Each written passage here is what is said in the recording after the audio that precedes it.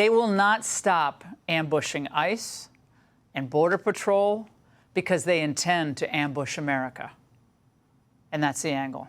Here with more details is Nancy Larson, acting U.S. Attorney for the Northern District of Texas. Nancy, thank you for joining us tonight.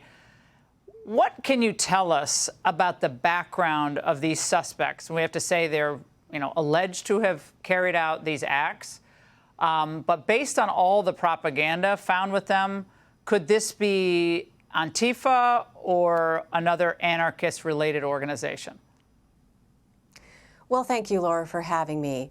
I will say at this point, I think the evidence presented in the complaint speaks for itself, and that there are conclusions that can be drawn that are apparent from what was said and done.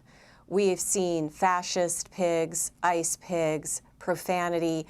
That was the graffiti that was sprayed at the ICE facility, and also the leaflets and brochures that we found on the person of those involved in this assault and attempted murder, and also in the location that we searched. So I think it's fair to say that this is an anarchist ideology, it's an anti-government ideology, and it has turned to violence. Do you see the possibility, Nancy, of additional charges here? I know there's attempted murder of federal law enforcement, other charges as well.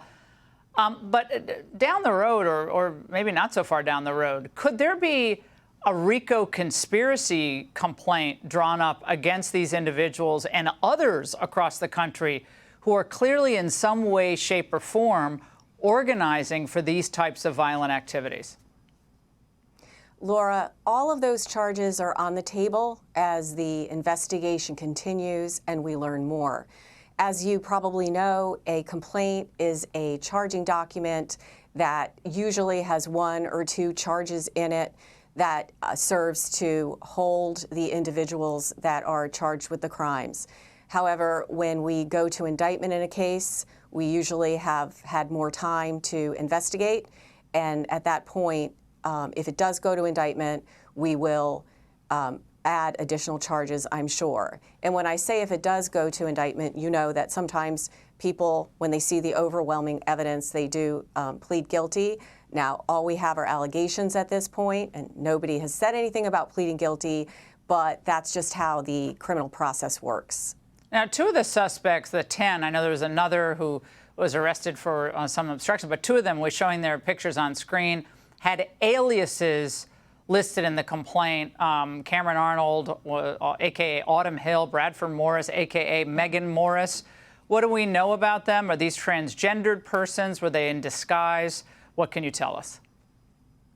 Well, the disguises that were used were the military-type garb that all of these people were wearing, as if they were some sort of, special forces team attacking the ICE facility. In terms of the use of the different names, what is typical in our charging documents is that we list aliases and all names associated with the people so that each individual is fully identified. Beyond that, it's early in the investigation, and I really don't have anything else to add in terms of their identities. Just one more question, Nancy. Did any of them, and I couldn't tell this from the charging document, did any of the suspects resist arrest? They didn't seem to get very far for all their planning and their unlikely Amazon-ordered tactical gear. I mean, they didn't seem to get very far away from the scene of the crime. I think it was more a situation where they were trying to hide from the police officers in the woods and in the dark of night. The mud covering them and thorns and so forth. Nancy, we watched your announcement last night with great interest. Thank you very much for joining us and for your service to this country. Hey, Sean Hannity here. Hey, click here to subscribe to Fox News YouTube page and catch our hottest interviews and most compelling analysis. You will not get it anywhere else.